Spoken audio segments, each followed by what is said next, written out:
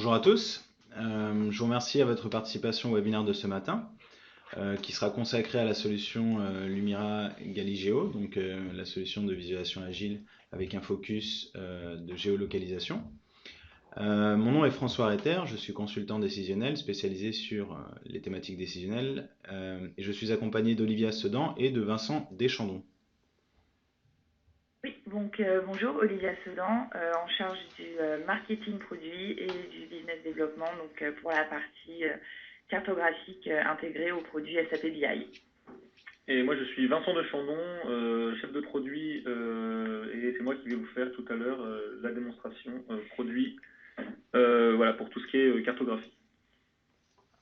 Donc à l'agenda du jour, nous vous proposons d'aborder les éléments suivants. Donc dans un premier temps, nous aborderons des éléments contextuels.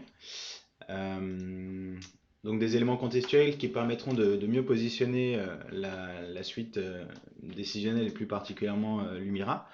Et nous ferons un focus sur la partie géolocalisation, l'importance des données géographiques dans les représentations de vos données. Vincent fera la démonstration de la solution. Et nous terminerons cette session par des éléments de conclusion et nous aborderons les questions qui auraient pu être levées par cette présentation. Donc je vous propose d'attaquer ce webinaire avec les éléments contextuels, comme je l'évoquais, et plus particulièrement avec ces deux photographies. Ces deux photographies qui ont été prises au même endroit, au Square Saint-Pierre de Rome, et qui permettent d'évoquer certaines tendances dans le monde du décisionnel, et plus particulièrement sur les données.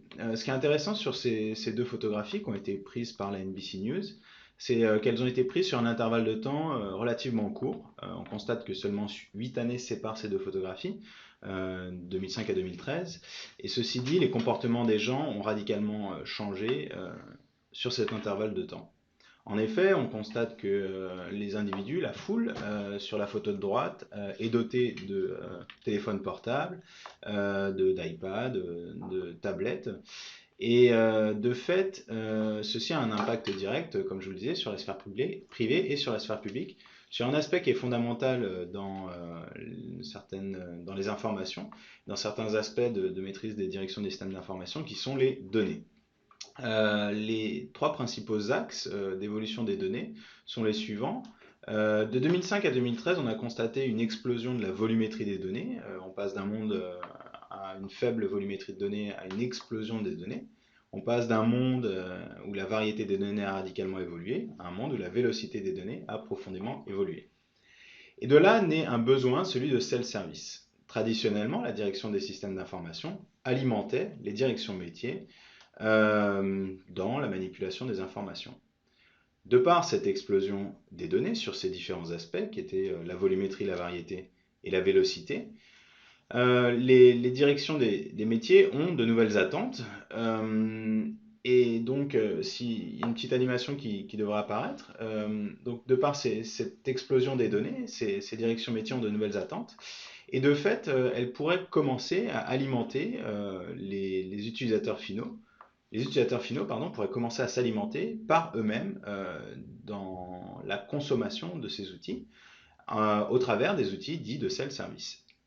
Alors, c'est intéressant cette explosion cette naissance du self-service. Ceci dit, elle doit être accompagnée, étant donné qu'elle doit suivre une courbe logique de maturité. Donc, si vous voulez, la courbe de maturité est la suivante. Dans un premier temps, on considère que tout naît des données qui sont manipulées par les individus, comme je l'évoquais en introduction. Ces données qui sont stockées, qui sont brutes, qui sont stockées dans des data warehouses, dans des entrepôts de données, qui sont ensuite épurées à travers différents outils de transformation, qui sont nettoyés par exemple pour contrôler les doublons, et qui permettront de construire des rapports standardisés, des rapports ad hoc. Donc cette deuxième brique de cette matrice de maturité constitue la brique d'entreprise Business Intelligence qui va vous permettre d'industrialiser votre reporting. Ces deux premières briques permettent de construire des solutions qui vont répondre à des problématiques de typologie. Que s'est-il passé? Si on veut aller un petit peu plus loin dans le reporting, on va construire ce qu'on appelle des solutions de BI agile. Agile dans le self-service, agile dans la visualisation qui vont permettre de répondre à des problématiques de typologie. Pourquoi cela s'est-il passé? Et la quatrième brique de cette matrice de maturité est constituée par les solutions d'analyse prédictive, d'abord génériques, mais qui peuvent également être, à partir desquelles on peut également construire ses propres modèles prédictifs et également faire des scénarios d'optimisation permettant de répondre à des problématiques de typologie. Que va-t-il se produire? Quel est le meilleur scénario possible? Donc aujourd'hui, nous allons faire un focus plus spécifique sur les solutions de self-service et de visualisation agile, avec un focus sur la partie visualisation des données géographiques. Et ceci dit, comme je vous le disais, SAP accompagne ses clients tout au long de cette courbe de maturité avec une gamme complète de solutions. Tout repose sur notre plateforme décisionnelle qui permet d'exploiter différentes sources de données. Donc ces données peuvent provenir de l'ERP, peuvent provenir d'un entrepôt de données, peuvent provenir de la plateforme HANA. Ce qui est important de noter, c'est qu'on peut exploiter toute typologie de données. Donc c'est une solution qui est data agnostique. Donc avec cette plateforme décisionnelle, on va exploiter toute typologie de données et on va également administrer ces utilisateurs dans leur usage et dans leur consommation de ces différentes sources de données qui est importante pour eux pour la compréhension de leur activité. Alors cette consommation de données peut revêtir différents aspects, ça peut être au travers des solutions de reporting, ça peut être au travers des tableaux de bord, ça peut être au travers des solutions de visualisation agile. Et le quatrième aspect qui est important dans ce slide, c'est la façon dont on va consommer ces données. En effet, on peut consommer ces données sous différents supports, en mobilité, au travers un navigateur, par exemple Internet Explorer, en client lourd, ou avec des plugins de la suite Office. Donc c'est important de noter avec la suite complète qui vous est proposée par SAP Business Object, c'est que vous allez pouvoir construire une plateforme décisionnelle qui vous permettra d'administrer 4 choses essentielles: l'ensemble des sources de données que vous souhaitez exploiter, l'ensemble de vos utilisateurs, pour tout type d'usage et sous tout type de support. Donc comme je le disais, aujourd'hui on va faire un focus plus sur la visualisation agile et sur la partie géovisualisation agile qui va permettre d'avoir une meilleure compréhension des données géographiques de votre système décisionnel. Et pour cela, je vais passer la main à Olivia qui va vous permettre d'illustrer les problématiques rencontrées par nos clients. Olivia, je te laisse continuer. Oui, merci François.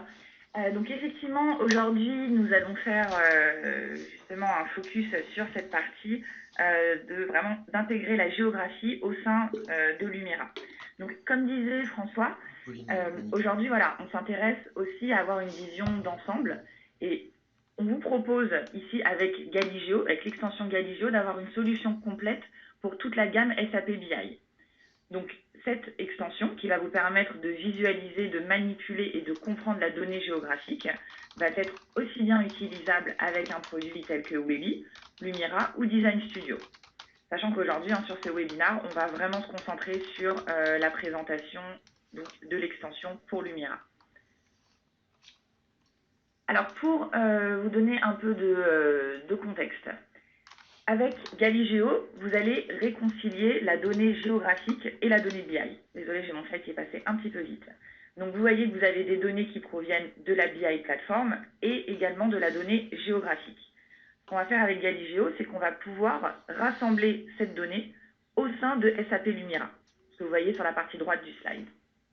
Donc la partie, j'ai envie de dire BI, c'est ce que vous connaissez le mieux. C'est ce que vous voyez aussi là sur ce schéma qui vous montre comment s'intègre Galigeo au sein de votre plateforme. Donc sur la partie de gauche, c'est la partie BI. Vous voyez les 3 produits phares de la gamme qui apparaissent ici, donc Webby, Design Studio et Lumira, qui reposent tous sur la plateforme SAP BI qui en dessous consomme les différents types de sources de données.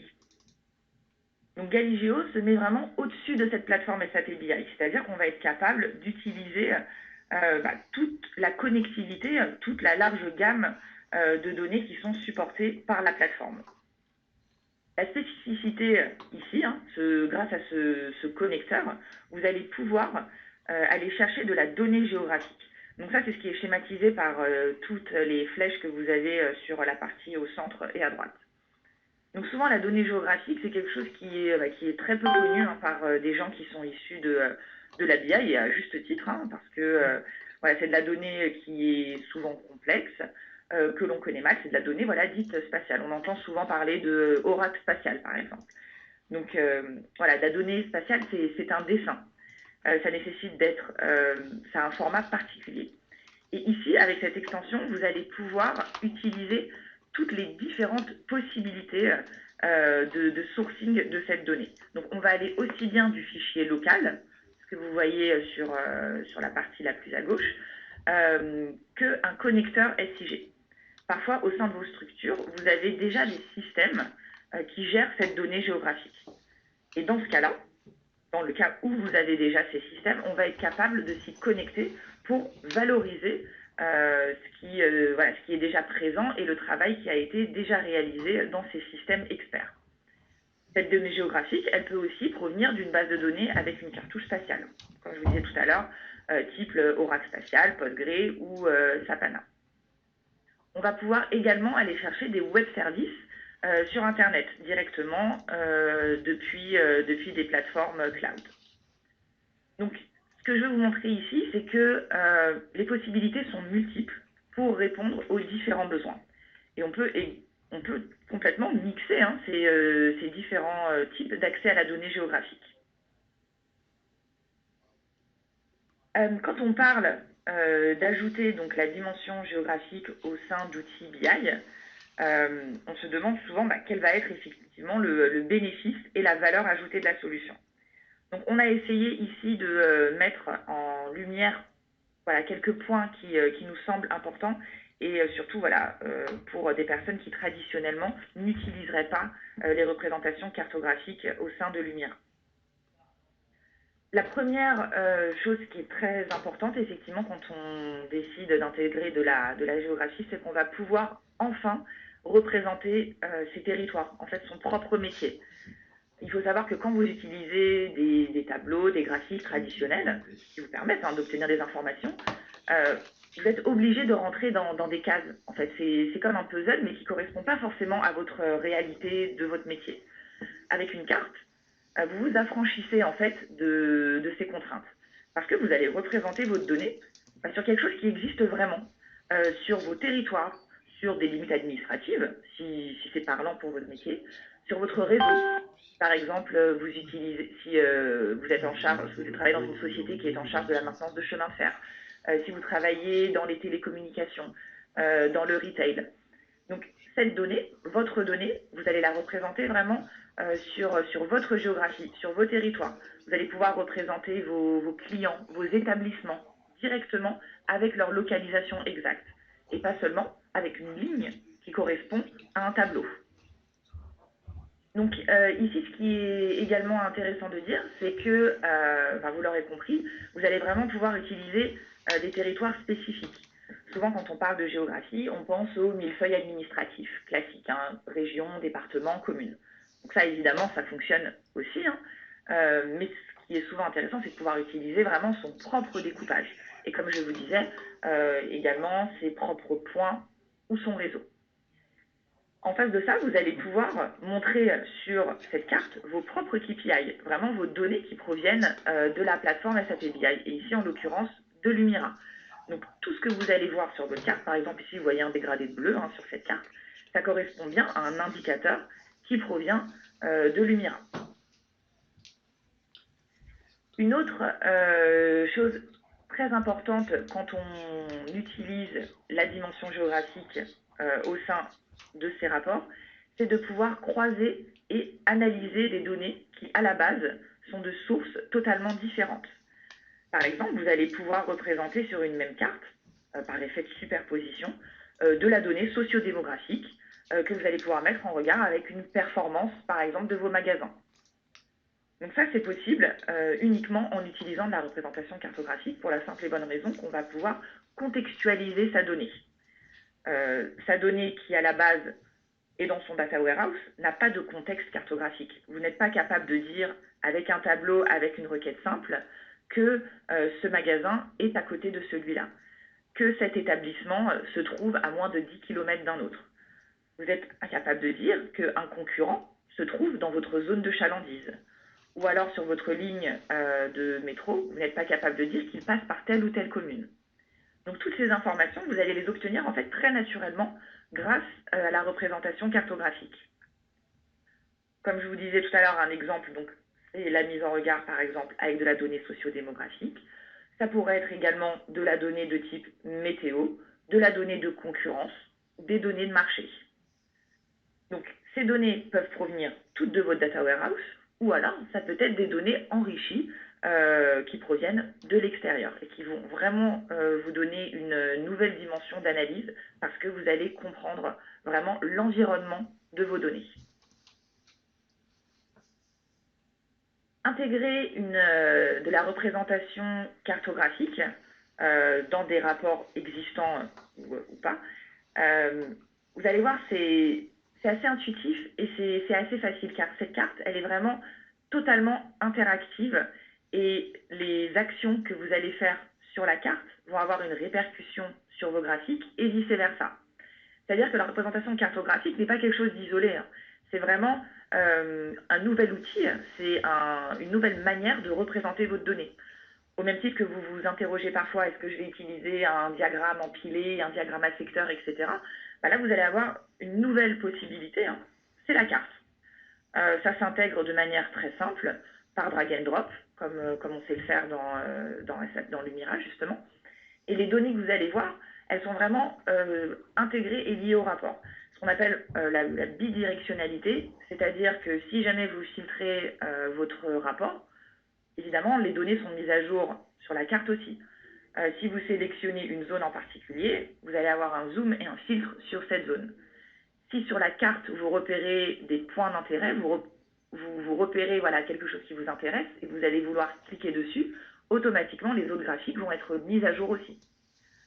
On est persuadé évidemment que la représentation cartographique apporte une énorme valeur ajoutée à vos données, mais elle ne se suffit pas elle-même. Il faut qu'elle soit évidemment intégrée aux autres types d'analyses également. Quand on est dans le milieu de la BI, de la donnée agile, on fait beaucoup de drills. Ça, c'est quelque chose que vous faites beaucoup traditionnellement. On agrège la donnée pour avoir un premier niveau de compréhension et ensuite on fore la donnée pour obtenir de plus en plus de détails sur des zones d'intérêt. Avec une carte, ce drill, il se fait de manière géographique au travers de hiérarchies. Et encore de la même manière, il se fait naturellement. C'est un mot que je dis beaucoup naturellement parce qu'une carte, c'est quelque chose qu'on comprend aisément. Et voilà, on sait automatiquement quand on repère, vous voyez là ici une zone sur la partie de gauche, sur la carte de gauche, de la donnée très agrégée. Vous voyez qu'il y a ici un territoire commercial qui présente un indicateur qui est très fort. Automatiquement, j'ai envie de cliquer dessus. J'ai envie de zoomer avec ma molette. L'utilisateur, très naturellement, il va avoir cette action.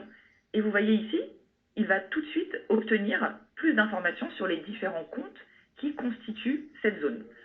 Tout à l'heure, ça sera illustré de manière pratique par Vincent lors de la démonstration. Mais ce que je vais vous donner ici, c'est vraiment des concepts qui vont vous permettre vraiment d'analyser votre donnée de manière simplifiée. Une fois que vous avez analysé ces données, vous avez compris des phénomènes, vous avez réussi à les mettre en exergue, vous avez envie d'aller plus loin. Vous voulez actionner cette donnée. Donc, comme je vous disais, au travers de la carte, on va pouvoir directement sélectionner des objets et les extraire. Donc, ces objets, ça peut être des points, comme vous voyez ici, des points qui représentent des clients, des prospects, des établissements, des entrepôts. Je pourrais très bien sélectionner aussi des lignes. Je peux sélectionner également des communes, des zones de chalandise. Et à partir de là, je vais pouvoir extraire cette donnée et obtenir plus d'informations uniquement sur les éléments que je viens de sélectionner.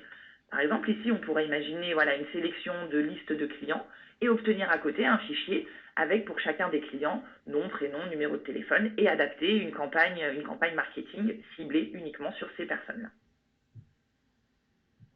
J'en finis avec le dernier point qui semble d'ailleurs assez évident, c'est que en ajoutant de la cartographie dans des outils comme SAP Lumira, vous allez vraiment aider vos utilisateurs finaux à comprendre et à manipuler vos données, et tout ça dans un but d'accélérer l'adoption des outils BI. Une carte, on est tous capables de la comprendre, on en voit au quotidien dans l'univers des cartes de météo, du Google Maps, quand on fait du routing, etc.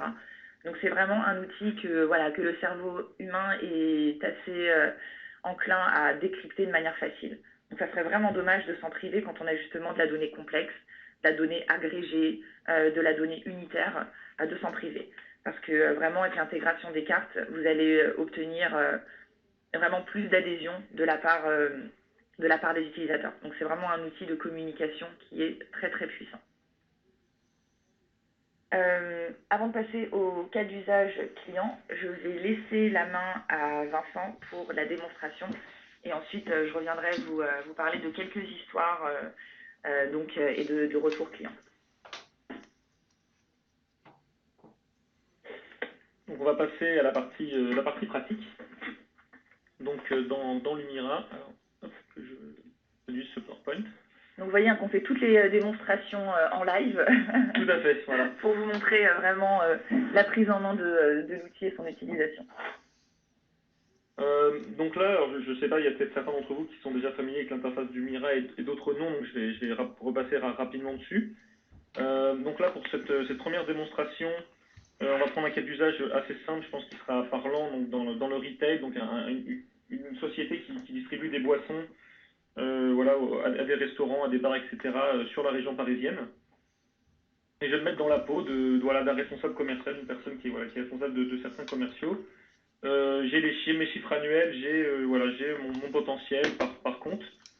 Et voilà, j'aimerais analyser, j'aimerais savoir quels sont les comptes qui ont le plus fort potentiel, est-ce qu'il y a des grandes tendances qui se dégagent, est-ce qu'il y a des zones à travailler ou d'autres à travailler particulièrement parce que le potentiel est très fort. Donc là on voit que j'ai mon jeu de données, donc qui est un jeu de données finalement assez traditionnel avec beaucoup de dimensions. Plus ou moins intéressantes, voilà le type d'activité, j'ai directement la latitude et la longitude de mon compte dans mon jeu de données BI. Voilà, j'ai sa nature, est-ce que c'est un client, est-ce que c'est un prospect, dans quel arrondissement parisien il est, à quel secteur commercial il appartient. Voilà, donc je vais pas m'apesantir plus que ça sur le jeu de données. Je vais directement passer à la partie visualisée, qui est la partie, je dirais, la plus intéressante, parce que c'est là que vraiment vous allez créer vos visualisations. Hop, on va commencer par une visualisation. Voilà, très simplement, voilà, j'ai déjà créé quelques visualisations avant la démonstration.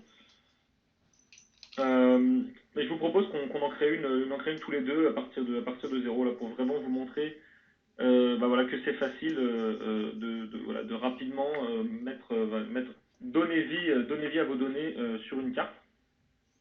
Donc je vais créer une nouvelle visualisation, voilà, tout simplement en cliquant ici. On voit que la donne Galigio se trouve donc au niveau des types de graphiques, donc à son propre emplacement. Donc là, on voit qu'il y a deux extensions, donc une extension plus pour les heatmaps et une autre plus traditionnelle qui est vraiment l'extension cartographique. Donc je vais passer sur les deux tout à l'heure, pas d'inquiétude. Je vais commencer en prenant donc celle-ci, la Galigio Map. On voit très rapidement, voilà, j'ai une carte du monde qui se charge avec rien dessus, forcément. J'ai glissé aucune dimension, aucun indicateur dans cette partie-là. Donc il y a une partie que vous reconnaissez sûrement si vous connaissez Lumira, puisque c'est la même en fait pour tous les graphiques. Et donc je vais commencer en me disant, voilà, je sais que j'ai mes latitudes et mes longitudes de mes comptes dans mon jeu de données. Donc ce que je peux faire très rapidement, c'est glisser cette latitude et cette longitude ici dans les bonnes cases. Et automatiquement, je vois tous mes comptes apparaître sur ma carte. Et donc à partir de là, exactement comme n'importe quel autre graphique, je peux commencer à cliquer et glisser également mes indicateurs. Donc là, j'ai mon potentiel de vente en volume. Voilà, je vais le glisser ici. Et donc voilà, ce qu'on voit, c'est que maintenant, j'ai une vue donc par ce qu'on appelle par GeoBubbles, une vue par bulle qui me donne en fait une première indication de là où mon potentiel est le plus élevé. Donc voilà, évidemment, plus la bulle est grosse, plus le potentiel est élevé. Donc on peut se rendre compte de plusieurs choses, qu'il y a certains comptes, surtout sur le centre de Paris où il y a beaucoup de potentiel. Mais ce qu'on peut dire, c'est que ici, il y a peut-être un peu beaucoup de comptes sur certaines régions, certaines parties de certains arrondissements, ce qui fait qu'on ne se rend pas très très bien compte. Mais c'est aussi ça l'intérêt de la visualisation agile, c'est que c'est très facile de modifier ce qu'on voit à l'écran. Et donc pour ce genre de use case, quelque chose qui est plutôt pas mal, c'est de passer en mode heatmap. Donc voilà, simplement en passant, donc, comme je l'ai fait ici, de la map à la heatmap. on voit ici l'indicateur agrégé voilà, sur une carte de chaleur. Donc là, on se rend vraiment compte, là, il n'y a rien besoin de faire. Hein. On se rend compte tout de suite de là où le potentiel est le plus élevé. Voilà, donc on voit clairement, comme on voit tout à l'heure, que c'est sur le centre de Paris. Et bien sûr, tout reste interactif. Hein. Je ne l'ai pas précisé, mais moi, ça me semble assez naturel, mais bien sûr, tout reste interactif. Hein. Vous pouvez jouer donc avec votre carte de chaleur. Hein. Vous pouvez également zoomer dessus, voilà, un niveau un niveau plus détaillé, un niveau vraiment rue, pour vraiment voir, bah, voilà, où sont les comptes, voilà, où sont les zones où les comptes ont le plus de potentiel. Voilà, pour travailler ces comptes-là, si jamais, voilà, si jamais on pense que c'est intéressant, en fonction de ce que vous voulez faire. Voilà, peut-être que vous voulez extraire les comptes qui ont le plus gros potentiel, voilà, pour faire travailler au commerce au-dessus, ou peut-être que voilà, vous voulez extraire justement les comptes où là on pourrait peut-être faire plus de potentiel pour travailler plus dessus et voir éventuellement pourquoi ces comptes-là ont un faible potentiel. Hop, je vais repasser sur l'extension carte, map. Donc juste pour vous montrer, je repasse en vue, voilà, en vue bulle, si je peux appeler ça comme ça. Donc là, ce qu'on a vu, c'est que voilà, dans le centre de Paris, il y a des comptes qui m'intéressent. Voilà, c'est là où il y a le plus fort potentiel. Donc peut-être que j'ai envie d'extraire cette zone de la carte pour pouvoir voilà, travailler dessus, éventuellement exporter juste cette zone dans un fichier Excel, parce que je dois faire aussi du reporting voilà, plus opérationnel à mon supérieur, quelque chose comme ça. Donc j'ai plusieurs outils à ma disposition pour faire ça. Donc j'ai des outils de sélection des données directement au clic. J'ai la possibilité de dessiner la forme que je veux sur la carte pour extraire des données. Ou un outil qui est aussi très intéressant, c'est celui-ci, c'est l'isodistance. Ici, je rentre une valeur, par exemple 2 km, et je dis, OK, je me place au centre de Paris, dans le 4e arrondissement, je clique sur la carte, et ça va me sélectionner tous les comptes qui sont dans un rayon de 2 km par rapport à là où j'ai cliqué. Donc voilà, si je veux vraiment extraire cette zone, c'est assez facile de faire ça. Parce que, voilà, éventuellement, voilà, moi j'ai des commerciaux et dans Paris, ils se déplacent à pied. Donc évidemment, je ne vais pas leur donner à travailler des comptes dans tout Paris. Je veux vraiment me focaliser sur une zone, voilà, ils vont pouvoir aller du haut en bas et du nord au sud, de l'est à l'ouest rapidement. Donc voilà, je peux extraire cette zone, je peux la filtrer si j'ai envie bah, voilà, de faire une analyse plus poussée là-dessus, moi, avant d'en faire quelque chose d'autre. Ou évidemment, je peux exporter aussi ces données-là voilà, vers un fichier Excel, comme je le disais tout à l'heure, très simplement. Je ne vais pas le montrer là pour la démonstration, mais tout ce que vous voyez, en tout cas ici, ce sont les fonctionnalités natives de Lumira, de filtrage, d'export. Donc l'extension Galijo est vraiment très bien intégrée dedans. Il n'y a aucun souci là-dessus. Donc voilà. Voilà, bon, on peut se dire, voilà, on peut filtrer, juste pour vous montrer, voilà, je filtre, et voilà, j'ai plus qu'une vue des données que j'avais sélectionnées. Hop, je vais enlever simplement le filtre pour qu'on revienne voilà, à notre vue plus macro. Comme je l'ai dit tout à l'heure, dans mon jeu de données également, j'ai une information, par exemple, de l'arrondissement dans laquelle se situent les comptes, et j'ai également une indication du secteur.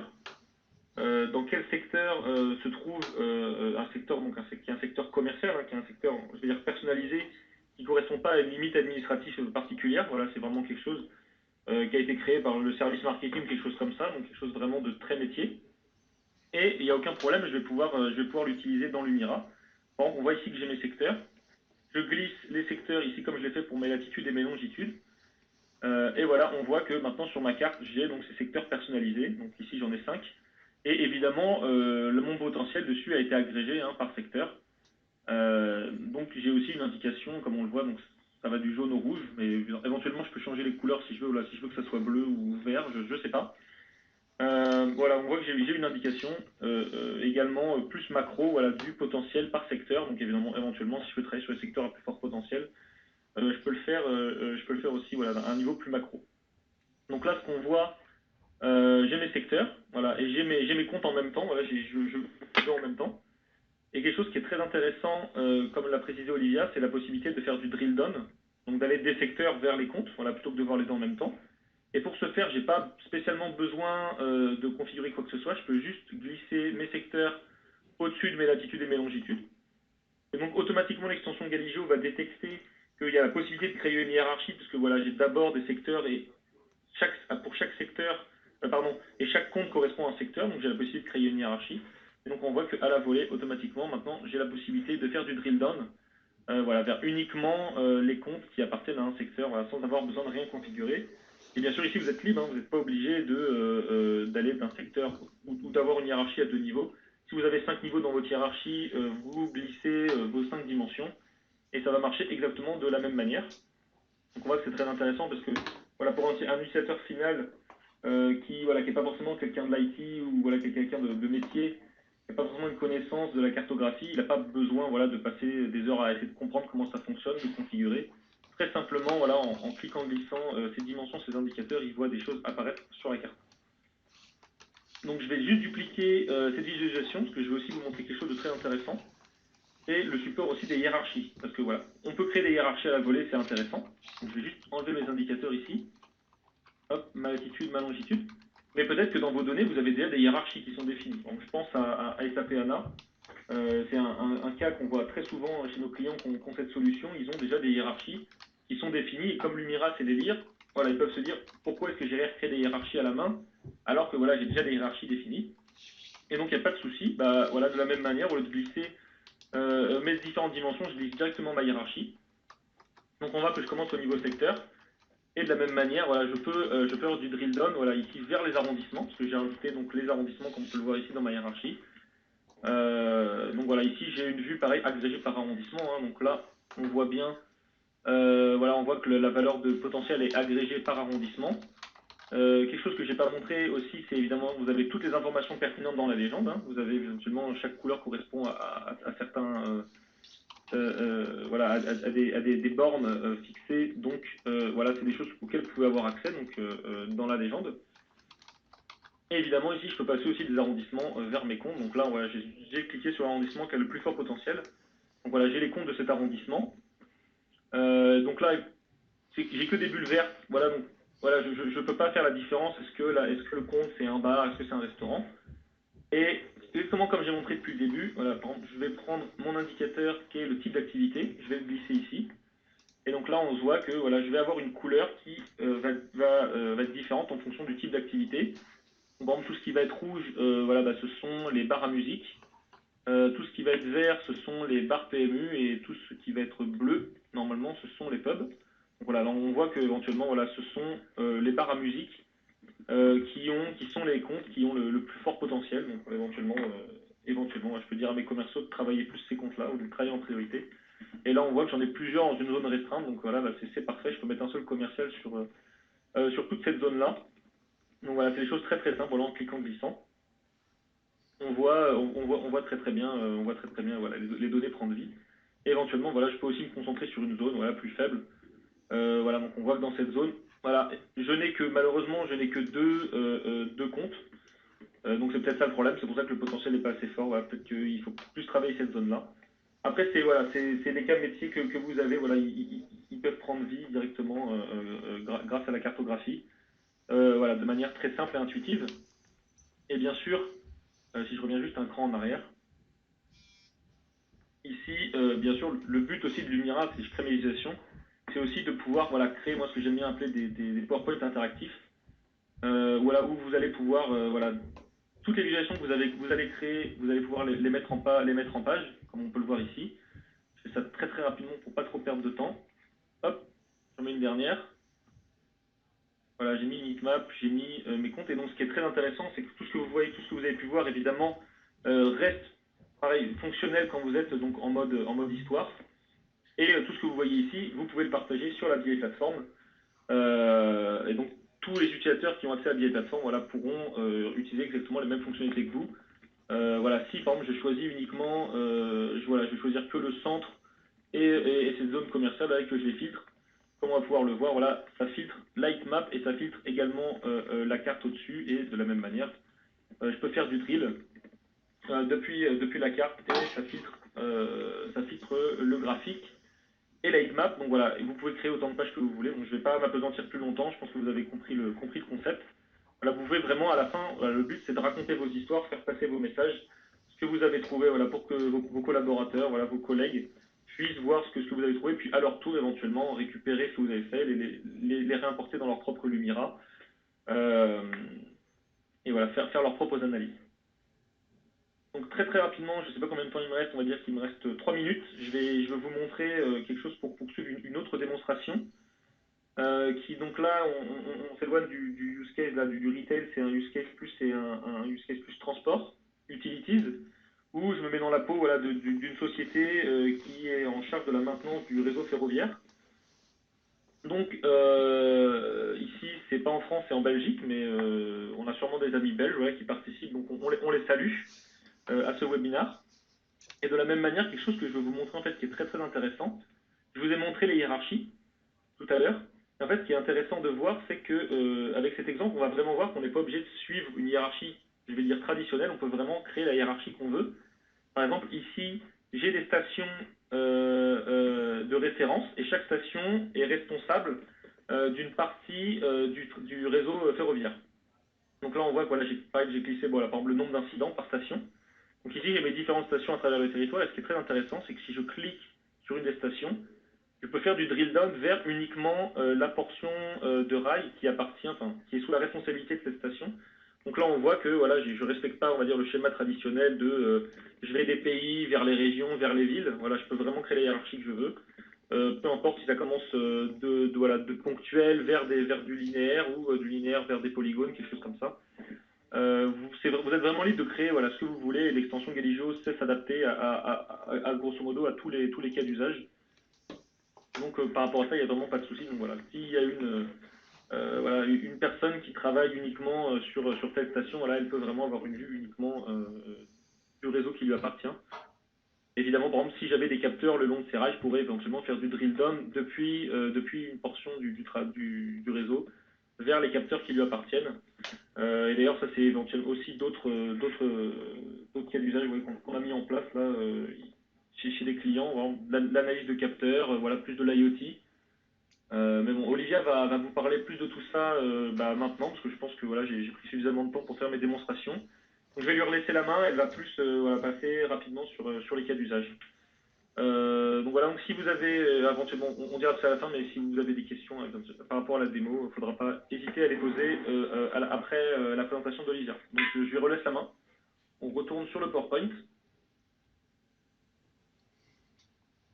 Ok, merci, merci Vincent. Je ne sais pas. Hop, juste pour tourner. Vincent me pose des questions sur son ordinateur. Je ne Hop sais là. pas. C'est parfait. Merci beaucoup. Alors, on va effectivement finir la présentation avec des cas d'usage clients. Donc, aujourd'hui, il y a déjà plus de 200 clients dans le monde qui utilisent donc les extensions cartographiques pour la plateforme SAP BI, tout produit confondu, Webi, Design Studio, Lumira, et dans des industries très très différentes. Vous l'aurez compris, ce produit, cette approche n'est pas spécifique à une industrie, à un métier.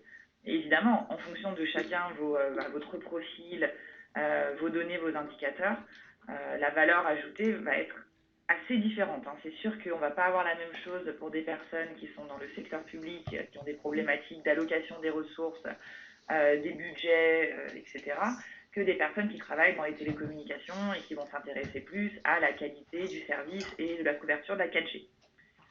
Enfin, voilà, tout ça pour vous dire que quelle que soit votre industrie, voilà, nous sommes capables de vous fournir effectivement un produit standard et par-dessus voilà, une histoire et une expertise qui sera spécifique. Donc voilà, j'ai pris quelques exemples ici que j'espère assez parlants. Donc le premier ici est un exemple dans le secteur de la santé. Donc voilà, nous avons travaillé déjà avec pas mal de références dans le domaine. Donc là, je vous ai mis des références, j'allais dire françaises, mais non, on a mis aussi département de l'Illinois. Ici, dans ce use case voilà, qui était assez simple, c'était vraiment d'optimiser la couverture du service de santé. Il faut savoir qu'en France, en fonction de la région où on se trouve, on a plus ou moins de chances d'être bien soigné. Et en l'occurrence, ici, on travaillait sur le plan AVC. Donc, quand on est touché malheureusement par un AVC, s'il est traité en moins de 2 heures, voilà, on a des très très très bonnes chances de s'en sortir, c'est-à-dire sans aucune lésion. Et si voilà, la prise en charge est plus longue, ça peut être problématique. Donc vous comprenez bien qu'ici, repérer ces fameux déserts médicaux, c'est-à-dire des zones sur le territoire français dont l'accès aux soins appropriés est à plus de 2 heures, sont vraiment, c'est vraiment un enjeu majeur de santé publique, de comprendre où sont ces déserts médicaux pour ensuite adapter l'offre de soins. Car tous les hôpitaux ne sont pas équipés du matériel nécessaire. Et avec voilà, ces études qu'on a pu mener, ils ont été capables effectivement d'équiper des hôpitaux qui ne l'étaient pas à la base en système de visioconférence, etc., pour par exemple se connecter avec un médecin de Paris qui puisse traiter un patient sur place, voilà, dans une zone qui est un peu moins bien équipée. Donc voilà, ça c'était un cas d'usage où effectivement la géographie prend vraiment toute son importance. Un autre cas dans la santé, c'est avec un des clients donc, qui est l'établissement français du sang, qui utilise Galigeo pour énormément d'études, mais une d'entre elles est la représentation du temps d'accès aux collectes. Car il faut savoir que quand on fait un don de sang, et notamment, et plutôt un don du plasma, on ne peut pas permettre à un donneur de faire plus de 30 minutes en voiture. Enfin, je crois que c'était 20 minutes en fait, 20 minutes en voiture. Donc à partir de là, on considère qu'une personne voilà, qui va provenir de communes, vous voyez ici dans la zone rouge, donc très éloignée du centre de prélèvement, va être quelqu'un qui potentiellement aura un risque en reprenant le volant et qui pourra avoir un accident de la route. Donc voilà, ça c'est permet d'identifier tout de suite une liste de communes qui se trouvent à plus de 20 minutes de temps d'accès de la collecte. Et voilà, ces patients-là, on va soit les garder plus longtemps au sein de l'hôpital ou de l'infrastructure de la collecte pour éviter effectivement qu'ils fassent un malaise en route. Donc voilà, ça c'est des outils qui vous permettent effectivement, grâce à la carte, d'identifier ces fameuses zones en fonction du temps d'accès par la route. Dans le service public, donc là effectivement il y a beaucoup de références, comme la sécurité intérieure, la police nationale, des conseils régionaux, généraux et des villes, également à l'international, avec pas mal d'États aux États-Unis, avec beaucoup aussi avec Israël en Asie du Sud-Est. Donc vraiment quand on travaille avec le service public, la première, j'ai envie de dire la première chose à laquelle on va s'intéresser, c'est vraiment optimiser, c'est comprendre où vont les subventions, en fait l'argent du contribuable. C'est voir effectivement comment sur le territoire on a réparti ces différentes allocations, ces subventions, comment elles ont été utilisées, dans un but évidemment l'année suivante de faire mieux pour optimiser au mieux ces allocations. Dans le cas de notre travail avec la sécurité intérieure, donc la gendarmerie nationale et la police, on va pouvoir également géolocaliser des faits de délinquance. En identifiant comme ça des zones vraiment chaudes, donc éventuellement avec des cartes de chaleur, comme a pu montrer Vincent, on va pouvoir optimiser des rondes et surtout des patrouilles sur le terrain. Mettre des agents de police sur le terrain, ça coûte de l'argent. Donc optimiser la localisation, optimiser l'heure à laquelle ils vont être présents. Tout ça, voilà, ça va pouvoir être analysé géographiquement, car on va pouvoir vraiment regrouper des faits entre eux et voilà, identifier des zones qui nécessitent plus de moyens que d'autres. Ici, au sein de la ville de Paris, on travaille avec un service, donc la SIAC, qui s'occupe de la collecte des déchets parisiens. Donc il faut savoir que les bennes à ordures à Paris sont pour la plupart pucées. Donc on peut très facilement, ils récoltent des informations sur vraiment le tonnage donc des différentes bennes, l'heure à laquelle passent les camions, etc. Donc vous voyez ici sur la représentation, donc c'est un quartier donc, de Paris, et vous voyez le nombre de passages de ces camions, etc. Donc ici, c'est vraiment pareil, adapter ces actions sur le terrain. C'est très opérationnel, vous voyez les exemples que l'on vous montre ici. Toujours dans un souci évidemment d'économie des budgets pour le contribuable dans le cadre des applications dans le secteur public. On travaille également beaucoup avec la grande distribution, donc le secteur du retail. C'est un secteur qui a été très rapidement mature sur tout ce qui est représentation de la donnée avec des cartes. On entend souvent parler de géomarketing. Vous avez sans doute tous une carte de fidélité dans un magasin, quel qu'il soit, hein, peut-être dans le magasin dans lequel vous faites vos courses alimentaires ou un autre d'ailleurs. Donc ça, c'est des données qui permettent effectivement aux grandes enseignes de faire vraiment de l'analyse de performance, de créer des zones de chalandise, c'est-à-dire des zones d'attraction autour des points de vente, et de comprendre l'impact effectivement par exemple du profil sociodémographique des consommateurs, également l'influence de la concurrence, éventuellement une influence de la saisonnalité, etc. Un autre use case dans la grande distribution, ça va être effectivement l'implantation de nouveaux magasins. C'est faire de la simulation, c'est placer un point sur la carte, faire de l'analyse de distance et comprendre quel va être notre environnement dans ce nouveau lieu. Donc on va pouvoir faire également de la simulation grâce à une carte. C'est que vous affichez de la donnée à un endroit précis et vous allez pouvoir effectivement simuler, faire du prédictif et répondre à des questions de type « et si je m'implantais ici ?» et si j'étendais mon métier à ces nouvelles zones géographiques. Donc donc ça c'est quelques applications qu'on peut avoir dans le secteur effectivement de la grande distribution. Donc je vais m'arrêter là pour les quelques retours et histoires qu'on a pu avoir avec les clients. Donc on en a énormément, hein. Comme je l'ai dit, il y a plus de 200 clients dans le monde. Donc, si jamais vous étiez intéressé pour obtenir un retour sur un métier qui est plus proche du vôtre, hein, parce que vos profils sont très hétérogènes, donc surtout n'hésitez pas à revenir vers nous, vers François. On sera effectivement ravis de vous donner plus de spécificité en fonction de vos profils. François, je te laisse conclure. Oui, alors je vous remercie Olivia, je vous remercie Vincent donc pour votre participation à ce webinaire. Donc j'espère que l'ensemble des participants ont une bonne compréhension de l'ensemble des solutions qui vous étaient proposées. Donc la présentation de Lumira avec un focus du coup sur la partie géolocalisation avec Galigeo. Et on vous invite du coup soit à nous poser des questions au travers le chat, soit à nous contacter directement par email ou à contacter votre responsable de compte si vous avez davantage de questions. En tout cas, on vous remercie pour votre participation et on vous souhaite une très bonne journée. Oui, merci à tous. Merci.